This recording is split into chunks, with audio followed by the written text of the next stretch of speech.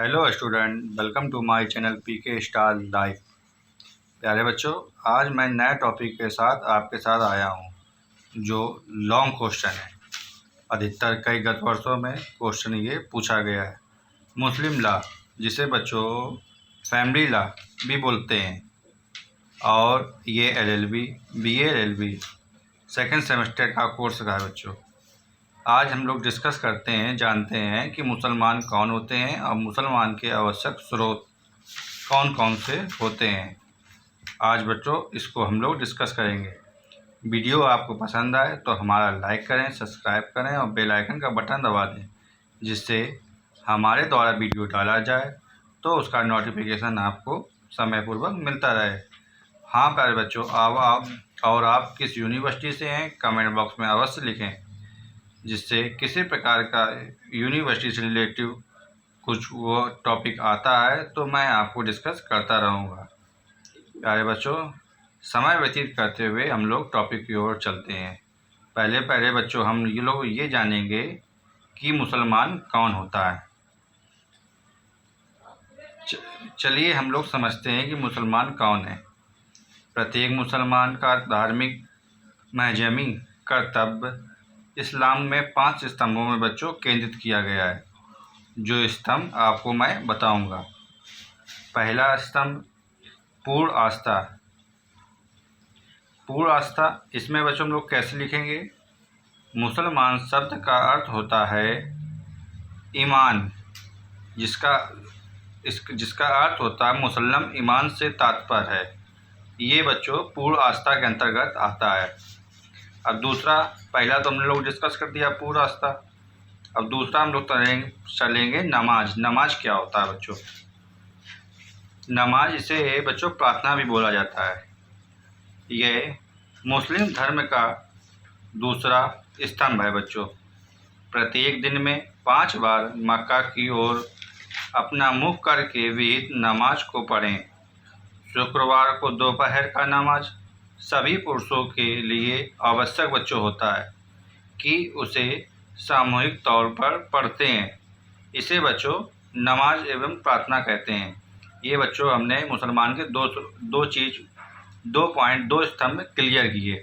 अब तीसरा स्तंभ हम लोग चलते हैं दान। दान बच्चों क्या होता है मुसलमान में?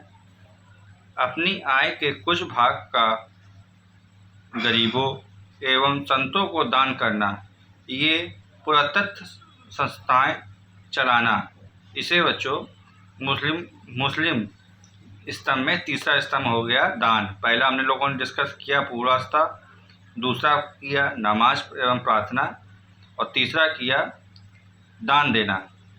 अब बच्चों चौथा हम लोग डिस्कस करते हैं कि चौथा पॉइंट क्या होता है। रोज़ा रखना। रोज़ा रखना बच्चों क्या होता है? इस उपदेश के लिए रमज़ान का मास सबसे पवित्र माना गया है और प्रत्येक मुस्लिम को प्रातः काल से सूर्य अस्त तक सभी भोजन पानी आदि से विहित रहना पड़ता है बच्चों। ये बच्चों चौथा पॉइंट है, और मैं आशा भी करता हूँ कि आपको समझ में आ रहा होगा। हाँ बच्चों, अब हम लोग डिस्कस करते हैं 5वां पॉइंट हज, जो बच्चों मैं आपको अभी बताता हूँ। हाँ प्यारे बच्चों, हज इस्लाम धर्म का यह अंतिम स्तंभ बच्चों होता है। जीवन में एक बार प्रत्येक मुस्लिम को जो बच्चों वेग मतलब जो कमाते हैं और करने के समर्थ हो, वर्ष में के एक विहित समय में मक्का के पवित्र दर्शन अवश्य करना चाहिए। जो बच्चों मुसलमान होते हैं, ये 5 उनके स्तंभ हैं। और मेन पॉइंट हम लोग चलते हैं नीचे, जो हम लोग अभी आपको बताएंगे कि भारत का एक धर्मनिरपेक्ष देश है बच्चों। जो भारत है अपना एक धर्मनिरपेक्ष देश है, और यहाँ के न्यायालय धार्मिक बंधनों से मुक्त होकर निर्णय प्रदान करते हैं। इसलिए न्यायालय के द्वारा किसी भी प्रकार का मुसलमान को उपयुक्त महजमी क्रियाओं का पालन करने के लिए बाध्यकारी आदेश नहीं दिया जा सकता बच्चों। ये बच्चों हमने मुसलमान के 5 5 स्तंभ के बारे में बताया बच्चों। अब बच्चों इसके मुसलमान के स्रोत कौन कौन से होते हैं, यह हम लोग डिस्कस करते हैं। हाँ बच्चों, अब हम लोग समझते हैं कि मुसलमान के कितने स्रोत होते हैं। बच्चों जब क्वेश्चन आएगा लॉन्ग में तो इसमें ये आपको बताना पड़ेगा, बच्चों जब क्वेश्चन आता है तो उसमें ये दे दिया जाएगा कि मुसलमान कौन है, मुसलमान के स्रोत का वर्णन कीजिए। तो बच्चों आपको घबराना नहीं है, जो मैं बता रहा हूँ इसमें आप कर लीजिएगा तो आप एग्ज़ाम में पूरे नंबर पा सकते हैं। अब बच्चों समय कम करते हुए आप वीडियो को टॉपिक को हम लोग डिस्कस करते हैं। प्यारे बच्चों, कुरान मुसलमान के स्रोत तो हमने बताए 4 स्रोत होते हैं। पहला कुरान, दूसरा सुन्नत एवं हदीस, तीसरा कियास एवं इजमा। ये बच्चों 4 स्रोत होते हैं। अब हम लोग डिस्कस करेंगे कि कुरान किसे कहते हैं। प्यारे बच्चों, ये आपको अच्छी तरीके से समझना है। कुरान ये बच्चों शॉर्ट क्वेश्चन में भी आ जाता है कि मुसलमान के स्रोत में कुरान स्रोत का वर्णन कीजिए। तो आपको अच्छे से समझना है, पढ़ना है, जिससे आपको अच्छे से समझ में आ सके। कुरान मुस्लिम विधि का सबसे प्रथम स्रोत एवं सर्वमान्य स्रोत माना जाता है बच्चों। ये बच्चों मुस्लिम विधि में सबसे प्रथम स्रोत है ये, और सर्वमान्य एवं सबसे बड़ा स्रोत है कुरान, क्योंकि कुरान ही वर्तमान में मुस्लिम समाज का जन्म हुआ है बच्चों। कुरान के अंतर्गत बच्चों मुस्लिम समाज का जन्म हुआ है। कुरान शब्द की उत्पत्ति अरबी शब्द कुर्रा से हुआ है। हाँ बच्चों, कुरान की शब्द की उत्पत्ति अरबी शब्द कुर्रा से हुआ है, जो कुर्रा का अर्थ होता है बच्चों पढ़ना या उच्चारित करना। कुरान में 2 सभी बातें संग्रहित हैं जो मोहम्मद साहब ने अपने अनुपयोगियों के लिए आधारित की थी। मोहम्मद साहब को जब्राइल के माध्यम से खुदा का संदेश प्राप्त होता है। यह संदेश पैगंबर मोहम्मद साहब को अपने जीवन के अंतिम 20 वर्षों में खुदा विभिन्न अवसरों पर प्राप्त हुआ है बच्चों। ये बच्चों हम लोगों ने डिस्कस किया है कि कुरान आपको समझ में भी आया होगा। अब हम लोग डिस्कस करते हैं कि सुन्नत तथा हदीस क्या होते हैं। ये बच्चों सुन्नत हदीस एक ही टॉपिक में आता है, जो जिससे आप भ्रमित हो जाओ कि सुन्नत हदीस। ये जब आपको पूछा जाएगा सुन्नत के बारे में लिखो तो सुन्नत के बारे में लिखना, और हदीस के बारे में पूछा जाए तो हदीस के बारे में। और ये हर टॉपिक बच्चों एक ही आपको एग्जामिनर आपको परेशान कर सकता है। तो हम लोग दोनों पॉइंट को समझते चलते हैं बच्चों।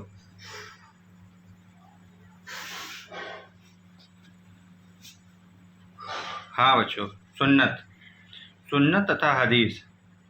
कुरान के पश्चात सुन्नत तथा हदीस मुस्लिम विधि का महत्वपूर्ण स्रोत है बच्चों। सुन्नत एक वचन होता है जिसका बहुवचन सुन्ना है। सुन्ना का तात्पर्य मोहम्मद साहब के आचरण से है। मोहम्मद साहब का आचरण इस प्रकार अनुकरणीय माना गया है बच्चों कि उनकी आचरण मुसलमानों के लिए कानून बन गई है। हदीस, अब बच्चों हम लोगों ने सुन्नत के बारे में समझ लिया, अब हदीस के बारे में समझते हैं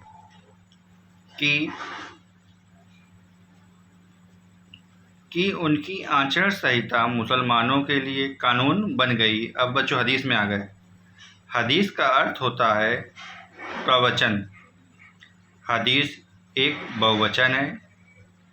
हादी से तात्पर्य मोहम्मद साहब द्वारा किए गए प्रवचनों से है। मुस्लिम विधि में सुन्नत तथा हदीस से तात्पर्य मोहम्मद साहब द्वारा किए गए प्रवचनों से है।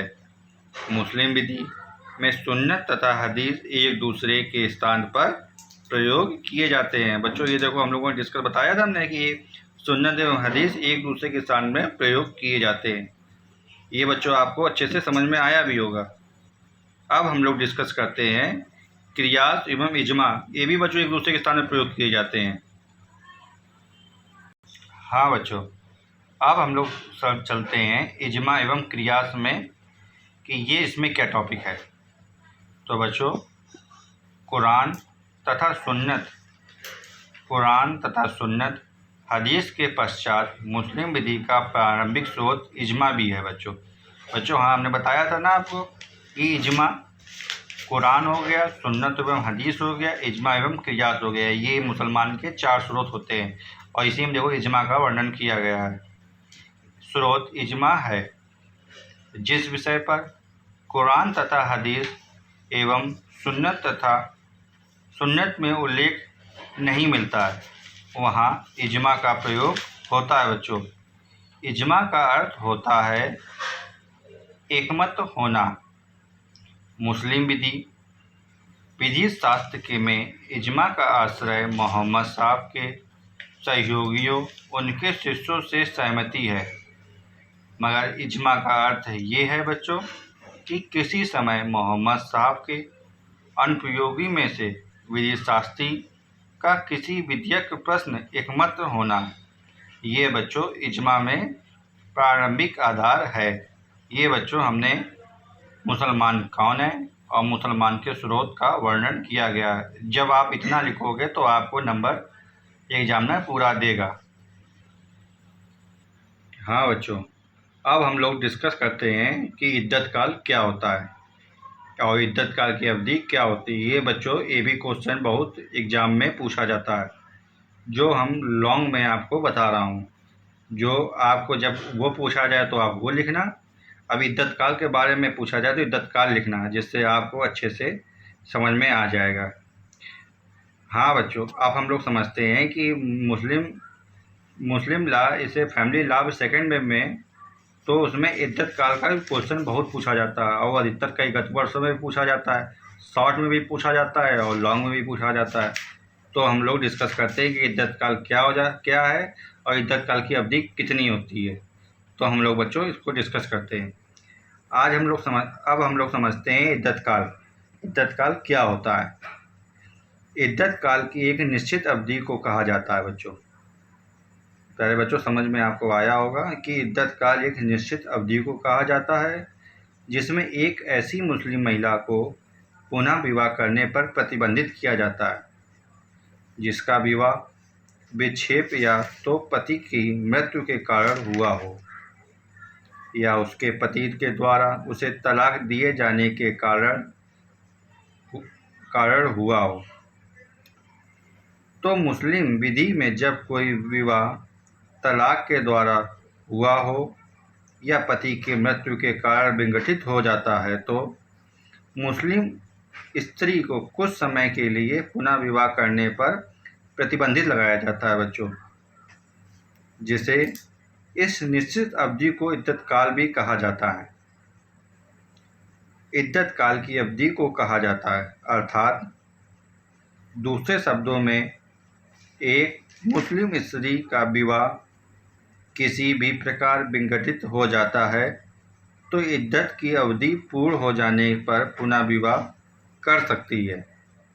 यह नियम इस उद्देश्य से बनाया गया है, ये अनुसूचित किया जाता है बच्चों कि किसी स्त्री का पुरुष से गर्भवती तो नहीं है जिसके साथ संपन्न विवाह विघटित हो चुका हो, जिसके होने वाली संतान का पितृत्व का अनुचित किया जा सकता है बच्चों।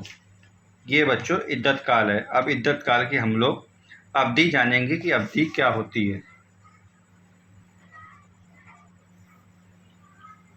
हाँ बच्चों, इद्दत काल उस दशा में विवाह के कारण विघटित हुआ हो 3 मासिक धर्म का होता है तथा यदि विवाह पति की मृत्यु के कारण विघटित हुआ हो तो यह विवाह 4 महीने 10 दिन के लिए अवधि इसकी होती है। यदि यह ज्ञात हो जाए कि स्त्री गर्भवती है तो इद्दत की अवधि संतान के जन्म तक विस्तृत हो जाती है। और यदि तलाकशुदा स्त्री सर्वज्ञ नहीं है तो ये अवधि 3 चंद्रमा की होती है बच्चों। ये बच्चों आपने समझा और हमने बताया आपको कि इद्दत काल क्या होता है और इद्दत काल की अवधि कितनी होती है। हाँ प्यारे बच्चों, अब हम लोग नेक्स्ट क्वेश्चन में आते हैं। 2 क्वेश्चन आपको डिस्कस कर दिए। तीसरा क्वेश्चन ये है कि मेहर क्या होता है और मेहर के कितने प्रकार की होती है। तो बच्चों ये भी फैमिली लॉ या मुस्लिम लॉ में सेकेंड सेमेस्टर में पूछा जाता है। तो प्यारे बच्चों अब हम लोग डिस्कस करते हैं कि मेहर ये लॉन्ग में भी कभी कभार पूछ देता है और शॉर्ट में और लॉन्ग में अधिकतर कई गत वर्षों बच्चों पूछा गया है। और हम वही वीडियो बनाते हैं जो गत वर्षों में पूछा जाए क्वेश्चन और सबसे सरल भाषा में बताते हैं जिससे आपको अच्छे से समझ में आ सके। तो प्यारे बच्चों अब हम लोग समझते हैं कि अगला क्वेश्चन है बच्चों ये उसमें नहीं, इद्दत काल में नहीं आता है। ये इद्दत काल और वो मुसलमान कौन है, मुसलमान के स्रोत, ये क्वेश्चन एक ये था। और इद्दत काल क्या है ये दूसरा क्वेश्चन है। और मेहर के विभिन्न प्रकार ये बच्चों तीसरा क्वेश्चन में आता है। कि चलो बच्चों हम लोग चलते हैं कि मेहर क्या होता है। मेहर मुस्लिम विवाह की संविदा में प्रतिफल है।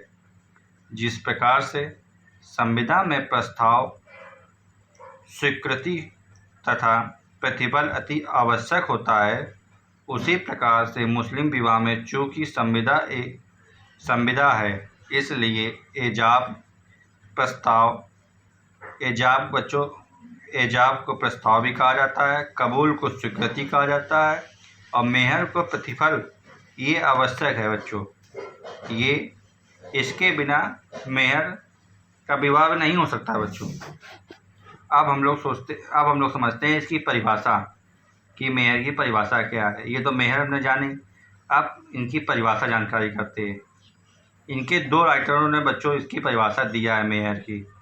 पहला राइटर डॉक्टर जंग के अनुसार मेहर वह संपत्ति है समतुल्ला जिसे पति विवाह संविदा पर सहमत होने के कारण विवाह की संविदा के अंतर्गत भुजा संभोग से अधिकार के विषय में प्रतिफल के रूप में देने के लिए पति बाध्य होता है बच्चों।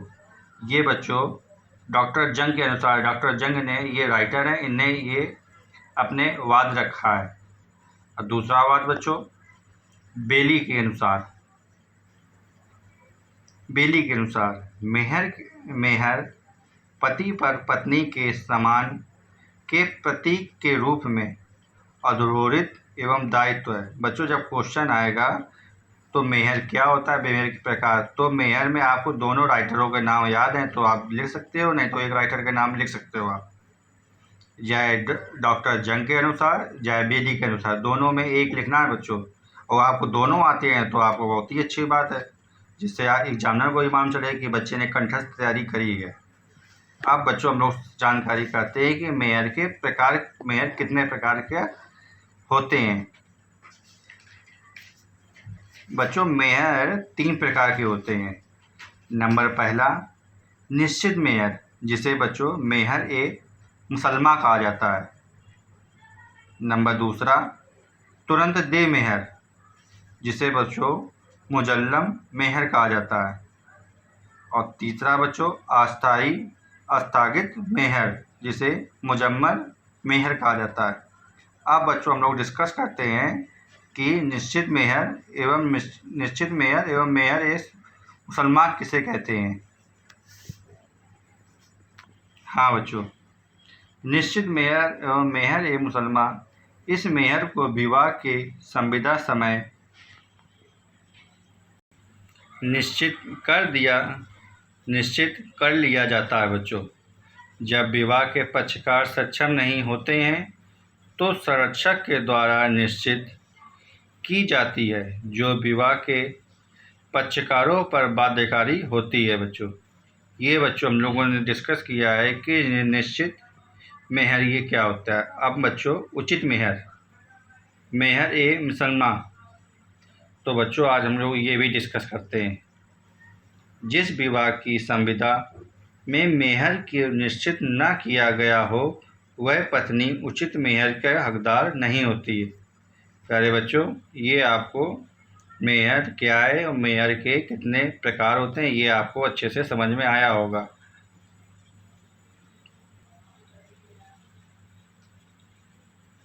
हाँ बच्चों, अब बच्चों मुस्लिम लॉ, जिसे फैमिली लॉ सेकंड में का मोस्ट इम्पॉर्टेंट क्वेश्चन ये भी है बच्चों, जो चौथा क्वेश्चन हम बताने जा रहे हैं। ये बच्चों लॉन्ग में अधिकतर कई गत वर्षों में पूछा गया है। आवश्यकता या खबर लूल बुगुल क्या है। ये बच्चों कभी कदार शॉर्ट में, अधिकतर लॉन्ग में तो पूछा जाता है क्वेश्चन, जो हम आपको डिस्कस करेंगे और ताकि आपको अच्छे से समझ में आ सके। प्यारे बच्चों, समय कम व्यतीत करते हुए हम लोग टॉपिक की ओर चलते हैं। आवश्यकता एवं ख्याल रूल बुगुल क्या है। यदि किसी लड़के या लड़की का विवाह उसकी आवश्यकता के दौरान उसके संरक्षक वली द्वारा संपन्न कराया गया हो तो बालिग वयस्क होने पर उसे ये विकल्प प्राप्त है कि वह उक्त विवाह का समर्थन करे, विघटन करे। युवक या युवती के इस विवाह विघटन को खैरुल बुगुल का नाम दिया गया बच्चों। यह बच्चों मानव जीवन की मुस्लिम विधि के अनुसार 3 अवस्थाएं होती हैं। नंबर पहला संगीर, नंबर दूसरा शरीर, नंबर तथा बुगुल। इस प्रकार हिंदू विधि के अंतर्गत मानव जीवन में 4 अवस्थाएं होती हैं।